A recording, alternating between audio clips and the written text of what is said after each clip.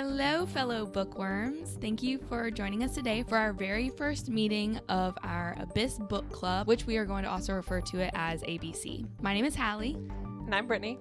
And we're super excited to take this journey with you. There will be some spoilers. A lot of spoilers. A lot of spoilers in this episode. So if you haven't read the book, we're going to put a link on our website that you can go click on, order the book from Amazon or get it on Audible, and go ahead and listen to it before you finish this episode, then come back and join us. Today's episode is going to be about The Whisper Man, which is by Alex North. So Alex North is a British author. This is his first novel, and it's been a pretty big success so far. They sold the film rights already, and I think the same director that did Infinity War is going to be making the movie, so that's exciting. We are going to give you a quick recap of the summary of the book. This was what we got directly from Apple Books and Amazon. They're both the same synopsis. It says, quote, "In this dark, suspenseful thriller, Alex North weaves a multi-generational tale of a father and son caught in the crosshairs of an investigation to catch a serial killer preying on a small town. After the sudden death of his wife, Tom Kennedy believes a fresh start will help him and his son Jake heal. A new beginning, a new house, a new town, Featherbank. But the town has a dark past. 20 years ago, a serial killer abducted and murdered 5 residents. Until Frank Carter was finally caught, he was nicknamed the Whisper Man, for he would lure his victims out by whispering at their windows at night. Just as Tom and Jake settle into their new home, a young boy vanishes. His disappearance bears an unnerving resemblance to Frank Carter's crimes, reigniting old rumors that he preyed with an accomplice. Now, detectives Amanda Beck and Pete Willis must find the boy before it is too late, even if that means Pete has to revisit his great foe in prison, the Whisper Man. And then Jake begins acting strangely. He hears a whispering at his window." End quote. So that synopsis really captured us from the beginning when we were looking at books. It's pretty creepy and kind of right up our alley. Even the cover of the book itself makes you think of Rorschach's ink blot. Yeah, for sure. I also love the way that the book cover looks mysterious. It kind of captivates you, but at the end of the book, once you've read it in its entirety, you look at the cover and it really relates to what the story was. It really captures the essence of what Alex North was trying to portray. Yeah, there's so many little elements in it that you don't really pick up on until you've read the book, so that's kind of cool. So first we're going to talk a little bit about the book itself and our opinions of it, things that stood out, and some themes that we wanted to talk about. And then later we're going to kind of go more into how it relates to true crime and some cases we found that we think are pretty relevant to this kind of story. And that's going to be sort of our format for these episodes. So at the beginning of this book, it really captured me as a reader, and I think it did to you too, Brittany. Yeah, definitely. When it seemed that Tom Kennedy was writing a note to his son Jake, you didn't really understand the essence of the story. You didn't really know what was going to be going on, but it still foreboded to a lot of upcoming plot points. And one part that really just left you guessing when it said, quote, "The truth about everything that happened in Featherbank. Mr. Knight, the boy in the floor, the butterflies, the little girl with the strange dress, and the Whisper Man, of course. It's not going to be easy, and I need to start with an apology because over the years I've told you many times that there's no such thing as monsters. I'm sorry that I lied."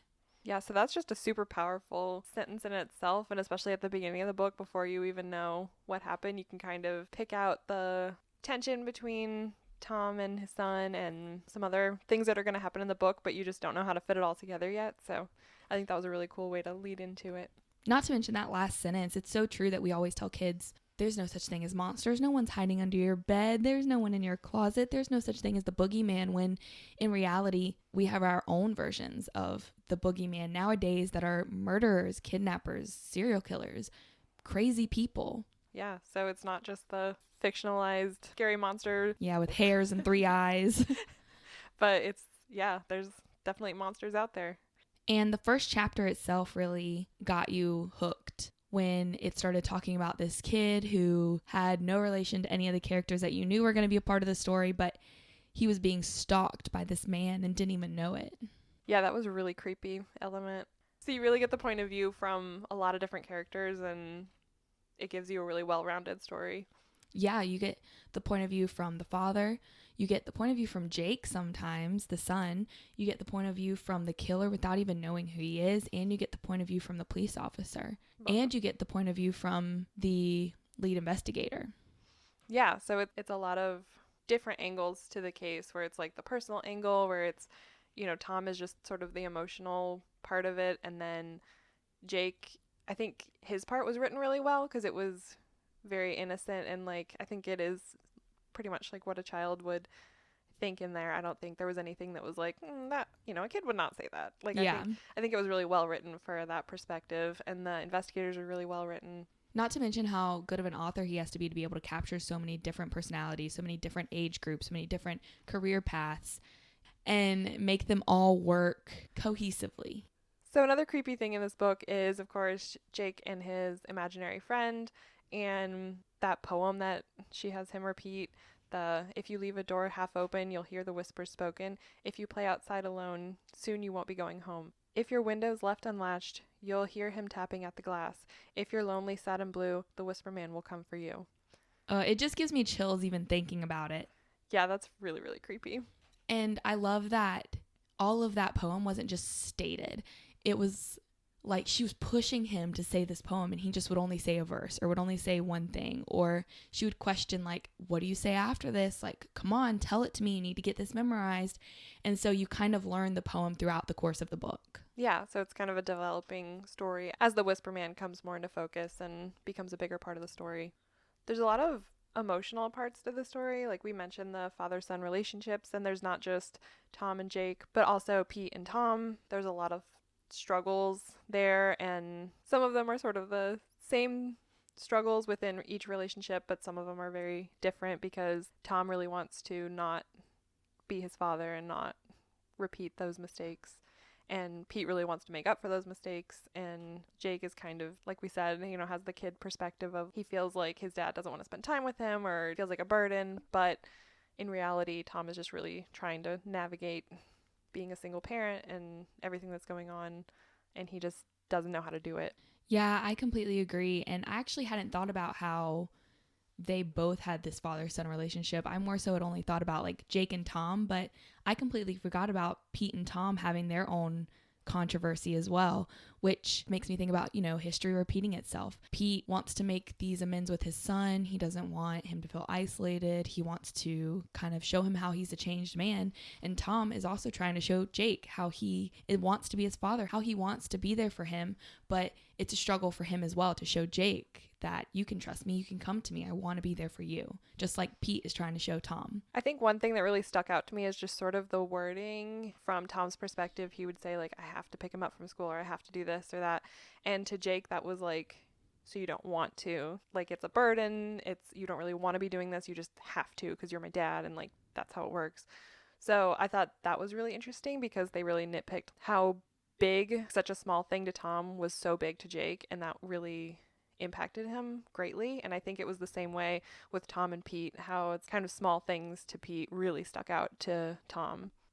And of course, the main part of the book, it just really captured the creepiness, is when the man started whispering outside of Jake's window. And he was on the second floor, but the man was still able to like climb up and get outside of his window. I was reading this book at night, and I would have trouble going to sleep. So I was like, oh no. And even the part with the hand through the mail slot in the door, when Tom woke up in the middle of the night and he heard something whispering coming from outside of his room down the hall, and he walked out and saw Jake sitting at the door, a hand coming through the mail slot. Jake was talking to the man, was about to hand him the key to get into the house. That was horrifying. Yeah, I mean, I can't think of like a more horrific scene for a parent to just stumble in on. You know, you're half asleep and then it's just so wrong and like so scary. Adrenaline starts pumping. Yeah, to know how close that he was, how close it could have come to him just being gone at that moment. Exactly. Like if he just hadn't woken up in time or hadn't come downstairs or had just been like, it's a noise, whatever, which I feel like I don't know, you know, sometimes you hear a noise and you're just like, meh, whatever. Yeah. In the night, now I'm like, oh! It's the Whisper Man. Yeah, he's coming. Yeah, not to mention that I feel a lot of adults have this kind of fear where their child is just so naive, so young, that they don't understand the severity of a situation. And that Jake didn't really understand. He thought that he was being comforted. He had a friend. Someone was trying to help him. And he didn't understand the severity of him being kidnapped by this man and how much of a threat he really was. And you think about that with school shootings, with kids who are super young, they might not know the severity, and you're trying to get them somewhere safe and they don't really know what's going on. It's super scary. Especially with kids that young, it's just so hard to get them to understand permanent things and, you know, how severe things can be, because they're very like live in the moment. They don't have a frame of reference for that kind of pain or permanently being gone or being away from their parents. They just don't have a frame of reference for that. So it's so hard to just instill that into them. And then it's hard because as parents, you're so, you know, scared, caught up in the moment, that it's easy to snap and get angry about it because you just need them to understand how severe the situation is. But then that doesn't really resonate with them. So it's so hard to get an adult and a child on the same page in that, because they just kind of communicate and like perceive the world in different ways, and it's really hard to cross that barrier sometimes. And even though Jake is considered a smart kid, maybe he did know these kind of things, but he also was put into a new home, a new neighborhood, a new school. He didn't think his dad wanted him. He felt very isolated. He was looking for comfort. All he had was this imaginary friend of his, and this person decided to comfort him, help him fill that void. And I think that also was a reason that he didn't think of it as a dangerous situation. There was also the part about the boy in the floor with the butterflies, which is another creepy perspective where this group of criminals was coming together and paying to see the dead body of a boy that was being hidden in the floors. Super messed up. Super gross, and we will get into how this relates to true crime also, and sadly it does.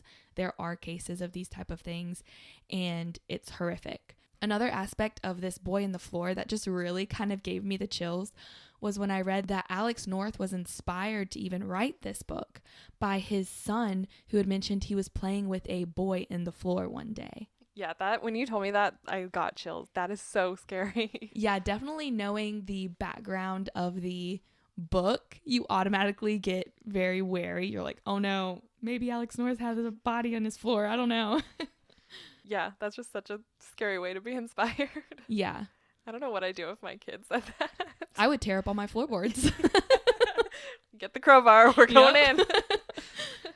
So another emotional part of the story was Jake losing his mom and how hard that was for him. And throughout the book, he really uses his mom as a source of comfort, which in the end you find out that the little imaginary friend he had is actually based on a photograph of his mom as a child, which I thought was really sweet, but also kind of opens a supernatural kind of element to it, where it's like, you know, was that real? Was it just in his head? Sometimes he would know things that he wouldn't necessarily have been able to know otherwise. So it's like, I like that they kind of left that ambiguous, and it's not saying like there's a ghost. It's like weird things happen, and like Could that's be his enough. imagination, could be supernatural. You don't really know. But how else would he have found out about the boy in the floor and the butterflies? Yeah, exactly. There's a lot of stuff that he knew that he shouldn't have known. And throughout this, Tom kind of has that question, you know, as Jake is talking to his little imaginary friend. He's like, you know, is this really an imaginary friend? Is it something more? Is it something that we can't explain? Or is it just the mind of a little boy? Towards the end, when Jake is telling Tom that he knows that Pete used to read him this book when he was little, like, how would he possibly know that? You know, Pete was gone. So I saw someone else when I was looking at, you know, how people felt about this book. Someone else talked about how at the end, when he hears Jake kind of whispering again, he's like, oh God, here we go again. But someone else said that they thought that Pete was coming back to kind of like talk to him. And I thought that was kind of sweet. Oh, that is really sweet. I hadn't thought about it like that. Yeah, I didn't either until I saw that, but I thought that was kind of a sweet wrap up rather than being like, oh, no, I'm still scared. Mm-hmm. So now we are going to, quote unquote, as Brittany says, true crime it up. And we are going to talk about how this book really related to true crimes in many, many aspects. And the first one we're going to talk about, we're going to keep it on a light note and just talk about the dedication of police officers. Pete Willis dedicated his life to this case. He helped catch Frank Carter and then also helped catch Frank Carter's son. This is true for a lot of officers, lieutenants, detectives who work in serial killer cases. We have 2 examples, and the first one is the officers Glenn Flothi and Leland E. Hale working on the Robert Hansen case. We have a 2-part series on the Robert Hansen case. It's our episodes 4 and 5, and you can learn more about his case there. There's even a book we referred to a lot called Butcher Baker, written by the detectives on the case, Walter Gilmore and Leland E. Hale. Which we'll put the link on our website to that in this post as well. And the officers Flothi and Hale, they really dedicated a lot of time and energy into the Robert Hansen case. Yeah, they didn't just put in man hours during, work, but they went above and beyond. They visited witnesses and helped them when they were going through rough times. When one of the witnesses, Cindy Paulson, was having a really rough time based on her, lifestyle, and they helped her out when she needed it. Really just went beyond what they had to do to make sure that she was okay and that she would help with the case and that she felt safe enough and, in a good place to do that. And it's especially significant because during that time and even now, sex workers and police butt heads a lot, and sometimes they're very marginalized and kind of forgotten, but these officers never let that happen, and they really worked to help her out and make sure that she was okay. They also fought with the courts to get warrants and to bring Hansen in for questioning, and they really had to fight against even people in the police, their own departments, that were like, you're crazy, there's no connection, there's no reason to bring this guy in, and they were very adamant, like, yes, this is our guy, we need to do this, and they were right. Locals were like, what? Butcher Bob? Not him.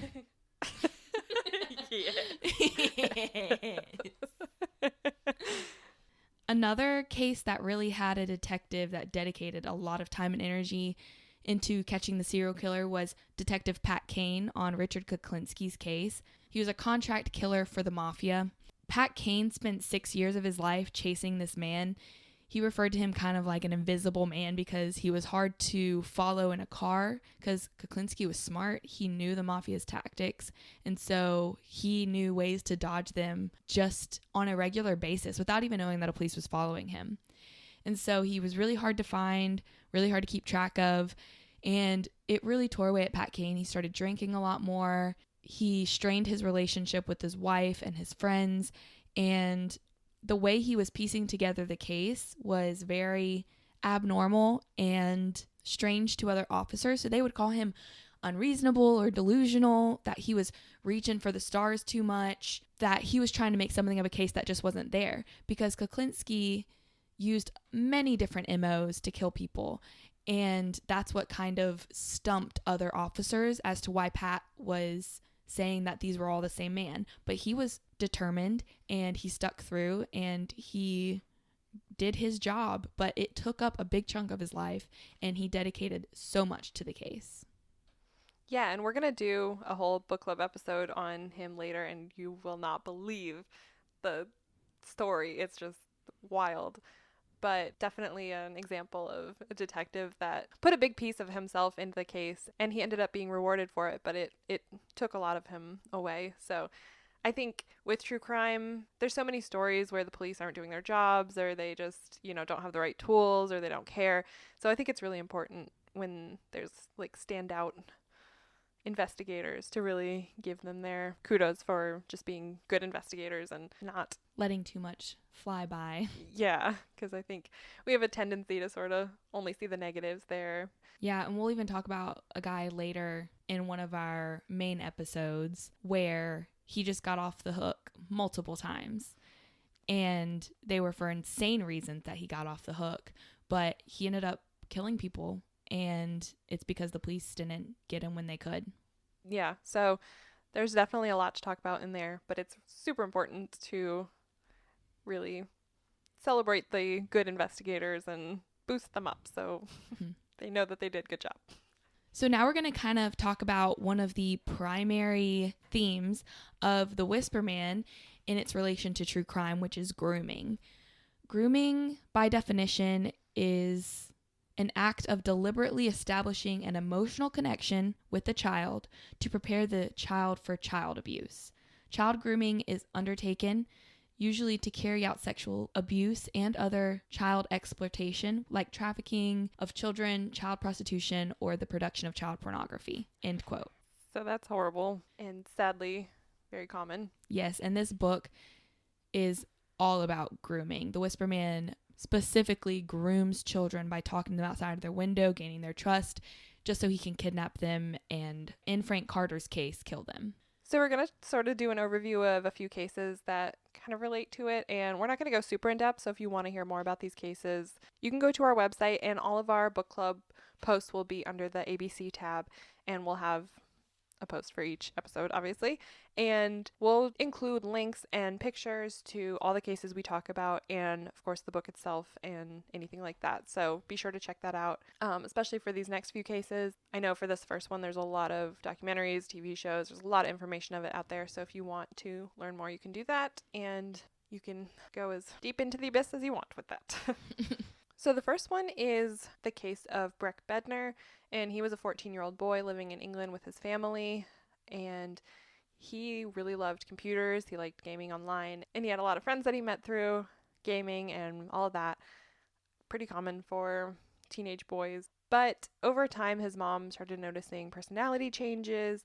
He was kind of withdrawn, he was on edge, he stopped going to church with them, things like that. So she tried to limit his computer access, but it's pretty easy for kids, especially kids that are very well versed in computer systems and stuff, to get around that kind of thing. So it didn't really stop him all that much. He was introduced to this exclusive gaming group with only a few people in it, and it was run by a man named Lewis Danes, who was 19 at the time.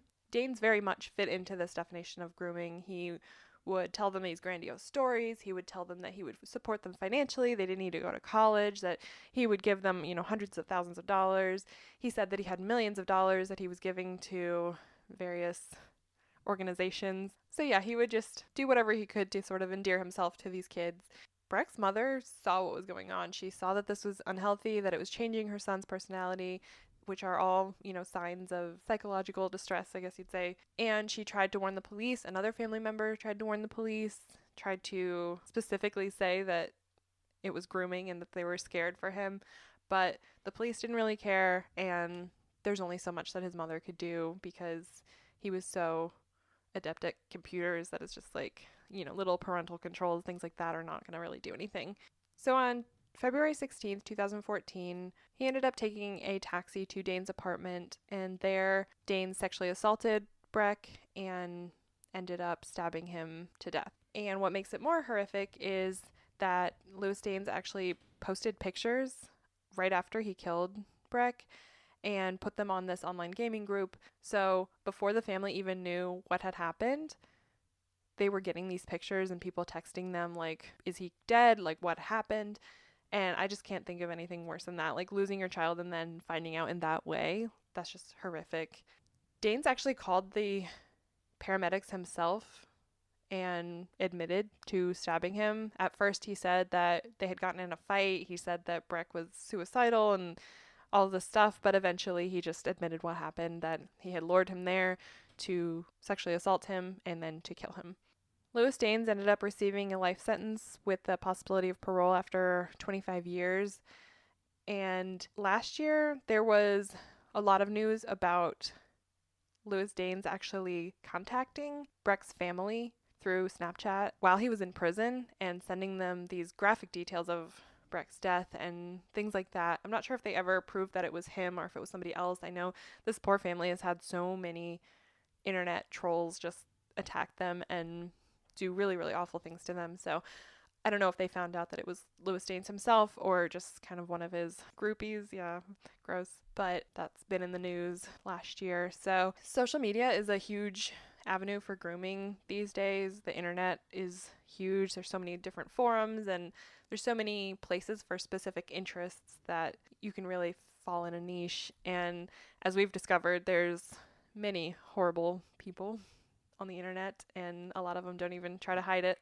I kind of started on the internet when I was his age, a little younger, and I think especially now it's become a lot scarier than it was back then, but there's just so many places that these predators find kids, and they know what to look for. They know how to be endearing. They know how to not come across creepy. I think this case is especially sad because his mom like knew what was going on. Like she felt it and like could see these changes and stuff. And I think a lot of parents don't even see that stuff till it's too late. And on the internet, people really hide behind this screen, a fake persona that they kind of take over to groom kids. And there's so many different avenues that they can go with it. I'm only 22, and when I was younger, I used to play on Club Penguin and Webkins. Well, how easy would it have been for someone to buy a Webkins, get the code, go on there, sign in as an adult, and befriend you? Yeah, and it happened all the time. And I know Club Penguin was one. I know like Neopets was the big thing when I was a kid. Oh like, yeah, Neopets. I remember that. There's even apps like TikTok and Vine and some of the like Kik and messaging apps like that. I know those are big with it. There's so many cases of this. Like we kind of took ones that were specifically grooming, but I know there was one that I read when I was looking at this where this little girl, her daughter was getting bullied at school, so her mom acted like she was a young kid on the internet and befriended this girl and then ended up like pushing her to commit suicide. Like the mom? Yeah. And she would like continuously tell her like you're worthless, like you're nothing and all this stuff until the little girl like killed herself. So it's not just That's awful. Yeah, it's not just the stereotypical like nasty old man and like little kid. It can be for lots of different reasons. In that case, it was revenge, and she pushed this person to trust her and form this connection with her, and then used it against her, which is just awful. One thing I read that Breck's mother said was, quote, "People think it only happens to antisocial kids, but it's just not true," end quote. So all of that was more online-based grooming and predators finding their victims online. But it also happens just in real life in places that kids go every single day. There was a story out of Chicago last year where a teacher at Waters Elementary School named Jason P. Gill, he started meeting with students to tutor them, and he met with one girl that was 12 years old. He was tutoring her at first, and then he started kind of texting her after hours, and eventually he started asking for naked pictures. He really escalated the relationship. I don't like to call it that, but the connection. And by the time she was 13, he had started sexually assaulting her, and this went on for 2 years until this girl told someone and confided in them what was going on, and that person went and told her parents, and they immediately took action. But he started out very, innocently, I guess you could say, just like tutoring, and then he built on that and just kept at it. And like we said, sort of you get comfortable. So it's not, stranger danger anymore. It's like a teacher you see every day. It's, the person that you should hope that you can trust. Like, I don't think anyone sends their kids to school thinking, oh, the teachers are predators. Like, exactly. You hope that those people that are with your kids, like we've talked about before, sometimes teachers see their kids more than the parents do. So you hope that you can trust those people, but there's predators there too. And in this case, he would take her shopping, he would buy her things, he would lay on compliments and just text her at all hours. They even met up at her house when her parents were gone, which just is so eerie to me. And he was finally arrested in February of 2019 on 7 charges, and that's kind of an ongoing case right now. I know a lot of parents were concerned that he would get kind of a lighter sentence, so I think last time I looked, there was something that was like 150, parents and teachers were getting together to kind of push courts to give him the maximum sentence. So hopefully we see more of that with child predators in the future. Another really popular case that is a good example of grooming is the Abducted in Plain Sight documentary that's on Netflix with Robert Birchtold and how he groomed Jan Broberg as well as her family for most of their life. So this was not even when you're sending your kids to school, not even when they're on the internet and you're not being able to keep track of them. This was with someone who they considered a family friend who was over at the house all the time. He would hang out with them on vacations. He would watch the kids, and he was grooming the whole family, which is just awful to me. He groomed the father, he groomed the mother, and he groomed their daughter Jan, all in a sexual manner. And then he proceeded to kidnap Jan and try to force marriage and try to make her believe that she was a part of some big plan with aliens that they had to like mate for the earth, and it was a whole big thing that he had groomed her up to.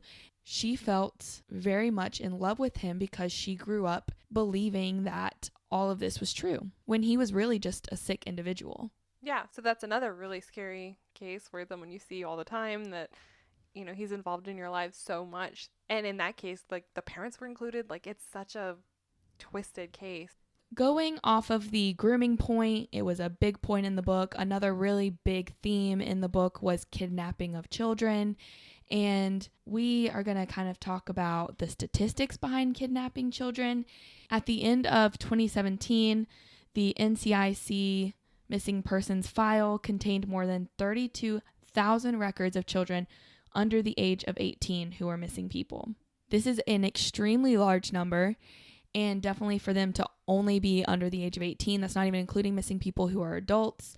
Kidnapping of children is a big problem. Now, this number also includes people who may have ran away or may have gotten lost or just been unaccounted for a bit of time, but it's still pretty horrendous because some of these cases were people who got kidnapped. Of the people who were kidnapped, 49% of those were family kidnapping, so probably something over custody. 27% were acquaintance kidnappings, and 24% were stranger kidnappings, which in this case, we would consider it more of an acquaintance kidnapping, since in the book, Frank Carter's son was a janitor at the school that Jake went to. So it was more of like an acquaintance type thing. He probably had seen the guy many times. The guy had probably seen him many times. Yeah, a stranger would be like snatched right off the street. You know, never seen them before. Acquaintances, like they're in their lives to some degree, but it's not like close connection. 1 out of 10,000 children who go missing, not abducted is different, but just missing, are not found alive.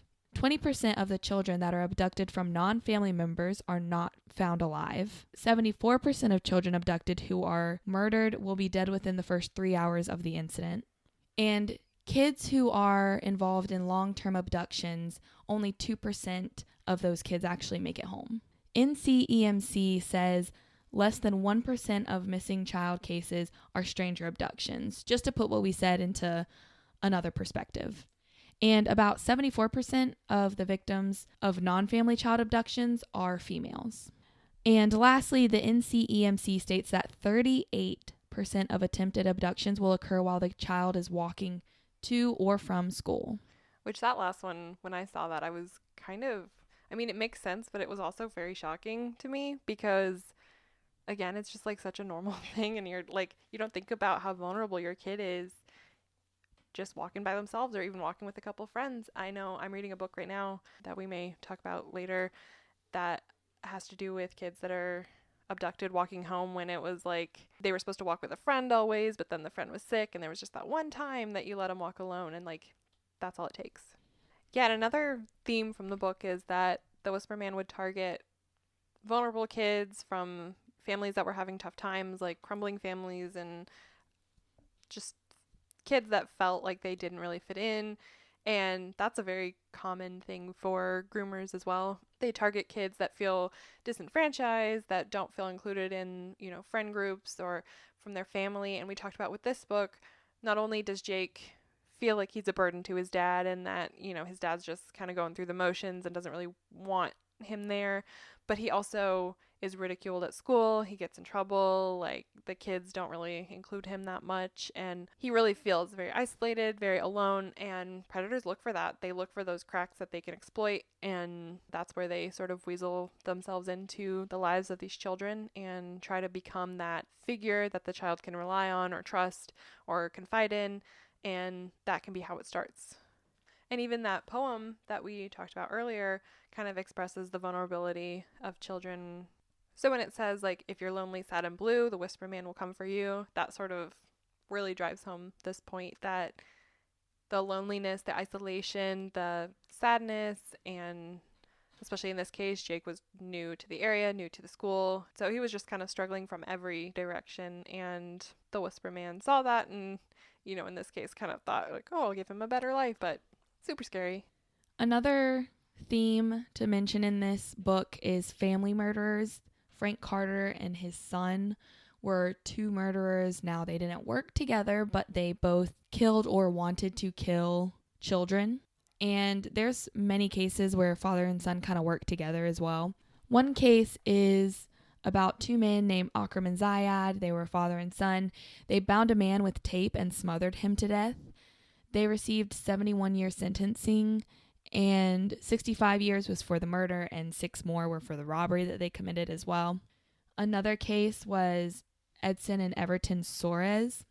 They were posing as drug dealers in Brazil, and they would lure women in and then murder them and disfigure their faces. The murder spree went on for about 3 years between 2014 and 2017. All of the women died of head traumas, but their face had been mutilated, and 2 of them actually had their face burned. Most of them were found naked, and it was believed by police that the 27-year-old son found sexual pleasure in murdering the women.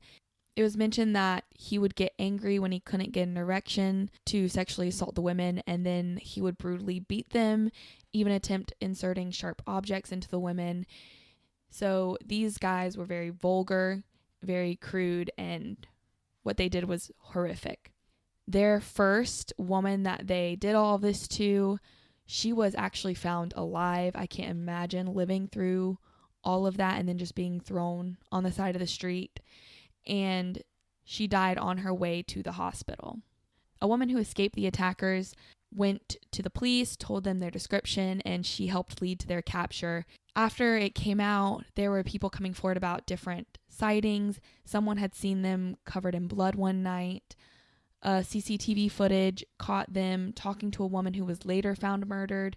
And it was just really hard for them to get out of the case at this point. There was really no going back. The son was charged with 4 counts of aggravated femicide, and he received 80 years in prison, while the father was claiming that he didn't do anything, and he's still trying to fight that, which I don't buy.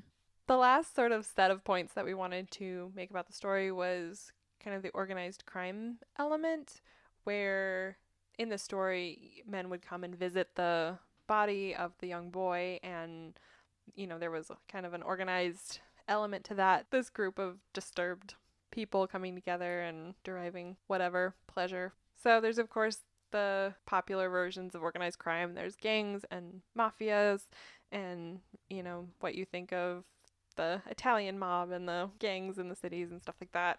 But there's a lot of kind of underground, more hidden, less talked about organized crime too. There's like the dark web, which we've started to hear about more, but I don't think the depth of that has really been explored yet, and there's just a lot of horrible people coming together there.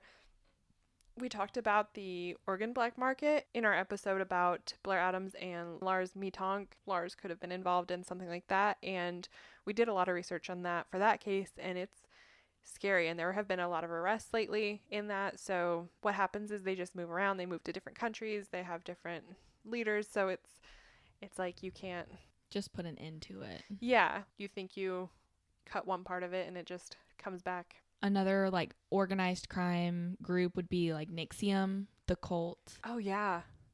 And how they have so many people involved that it's hard to just cut it at its source. But thankfully they're working on that now. They've caught Keith. And he was convicted, wasn't he? I believe so, yeah. Yeah. So that definitely, I didn't even think of that, but cults are like a huge thing because it is organized crime, like especially in that case where it was literally like a sex cult, so he could, you know, do whatever. And these groups go way back, way back. Like even the KKK is considered a cult. Yeah. And they did awful things. And like Scientology does terrible things. There's a lot of churches that will not be named that have some elements to that, but I think Scientology is a big one where they steal money. They do all kinds of shady stuff. And in NXIVM and Scientology, there's many big celebrities, big names, politicians, all kinds of people very involved in that. So you don't necessarily think about like how dark it is because you just see these like famous people having a good time or whatever. And they use that as a marketing element for sure. We even talked the other day about how there was that group with a bunch of businessmen and they would go and take advantage of minors on this island somewhere.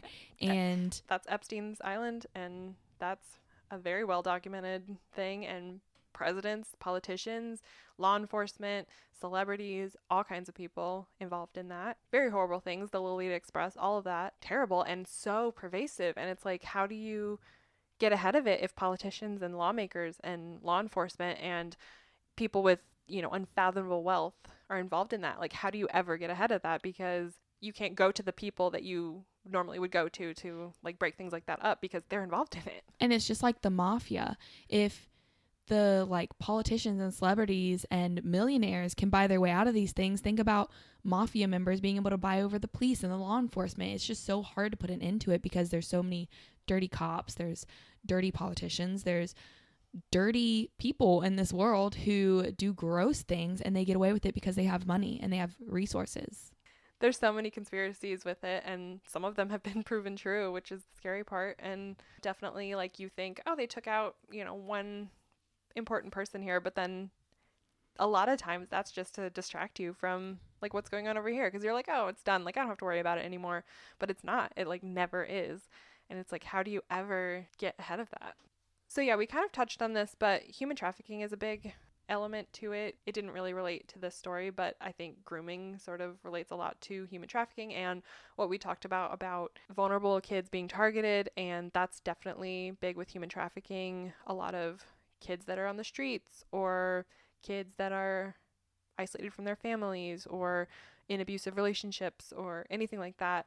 Those are the most vulnerable people for human trafficking. And it usually starts out as kind of something small, like you owe me this, and then it can escalate to a lifelong thing, and it's really horrific ordeal, and it spans the entire globe. There's millions and millions and millions of kids involved in this, and that's another thing that it's so hard to get ahead of, because that's really involved in what we talked about before with the like pedophile island and the plane and those groups, and even things like Scientology and stuff. It's involved in so many dark, like underground things that it's just, first of all, you have to bring all that to light so you can see it.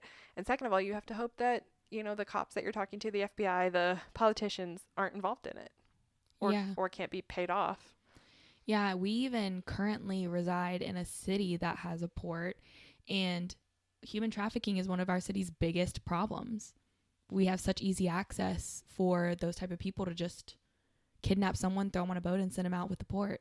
Cybercrime is a form of organized crime that is getting bigger and bigger every day, with the internet becoming huge and hackers even having home security that has cameras and is connected to your internet with Alexa. Cybercrime is becoming a really big problem. And there was recently a internet pedo ring of 70,000 members that got busted by law enforcement. There were over 230 abused children who were rescued in 30 different countries. It was an international internet pedo ring. Law enforcement from at least 13 countries were involved in busting this ring and discovered that the server was operating from the Netherlands. There were over 184 people arrested for involvement, and most of them were directly associated with sexually abusing children. That's just horrible when you think about like how horrible it is just for like one predator to be out there, but to be in a community of tens of thousands of them. Like, I just, like, we were both getting so mad researching this stuff, and in the future we have an episode that we're going to go a lot more into detail with this stuff for our main episode. It's one of those times when you're researching and every sentence your mouth just drops wider. You're like, what? Yeah, because you just can't fathom that it could be this bad. Like, we're so privileged to not really think of that every day, not have to look into that. So when we were researching it, we were just like, literally, like you said, every single sentence was worse than the last year. Like, how can this possibly be getting worse? And then it is. And then it's worse, and then it's worse, and then it's worse. And you're like, it's draining just to research it. So, like, you can't imagine being involved in it, being the law enforcement, being the, the children, being like, there's just nothing worse. Overall, I really, really, really enjoyed this book. It was probably one of my favorite reads of recent times. I loved even more that I was able to connect so many different parts of it to true crime. Yeah, I agree. I liked the story. I liked the writing. I liked the pacing.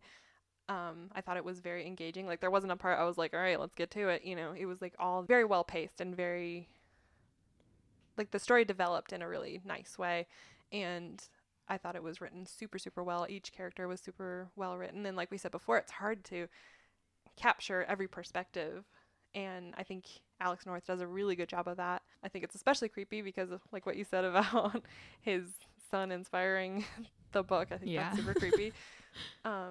But yeah, I thought it was a really, really good book. I definitely would rate it 5 out of 5 stars. So that pretty much wraps up our kind of analysis and what we thought of The Whisper Man. And we hoped you enjoyed it. And if you have any kind of thoughts or you want to talk about the book or what you thought of it, maybe you didn't like it, we'd love to hear what you think of it, good or bad. You can go to our Facebook group and we'll have kind of a discussion there if you want. And you can give us your opinions. Maybe you linked it to some other element of true crime that we didn't. We'd love to hear that too.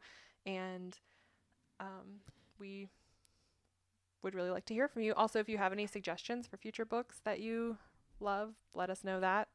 We're always looking for new books to read.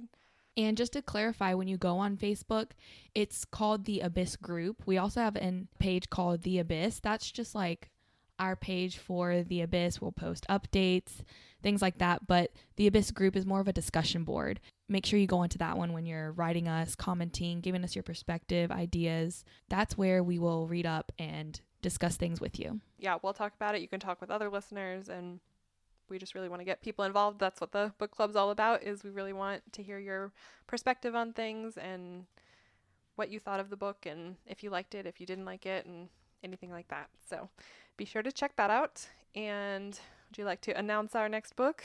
Drum roll, please. Our book for next month is going to be Where the Crawdads Sing by Delia Owens, and it's going to be coming out on March 6th. So we'll be doing this first Friday of every month. That's kind of how you can keep track of when new episodes will be coming out. We're going to have some links on our website for the Whisper Man book, Butcher Baker book, since we talked about that one, and we'll also have the link for Where the Crawdads Sing, so you can click on that, find it on Amazon, and purchase it if you haven't already. We'll also have an Audible link as well. You much prefer holding the book in your hand and reading it that way, or reading it on your phone. While I read most books through Audible, I think we get kind of a different perspective on it, which I think is cool. I generally really like the Audible versions, but I thought that the narration for this one wasn't my favorite. But even through that, I still really enjoyed the book. So sometimes the narrator just like completely ruins it. But in this case, it wasn't that bad. But I just felt like the narration wasn't the best. So I think we might have gotten a different perspective on it that way. But I still recommend the Audible book if that's how you like to read books. Like, it's not, by no means ruins the book or anything. If you still want to do that, I would recommend it. But sometimes we'll have different perceptions on things because it's cool. It's just a different way to consume content, I guess. So different perceptions on the storyline and stuff. Yes, and for Where the Crawdads Sing, we have to be slightly ahead of you guys, considering we have to record the episodes and edit to be able to talk to you about it. And for Where the Crawdads Sing, we have a lot to talk about for the audio versus the book. It's going to be a very good topic. Yeah, and just to give you a little hint, it's one of the best, most beautifully written books I've ever read in my life. So I highly, highly recommend it. Highly recommend the Audible version if you are into that. I completely agree. It's a beautiful book. So good. Like, just amazing. Can't say enough. So we're really, really excited for that episode. We're really excited for you to read that book, and we will see you in the next one. Yeah, we'll see you later, bookworms. Come join back into the Abyss next month. Bye. Bye.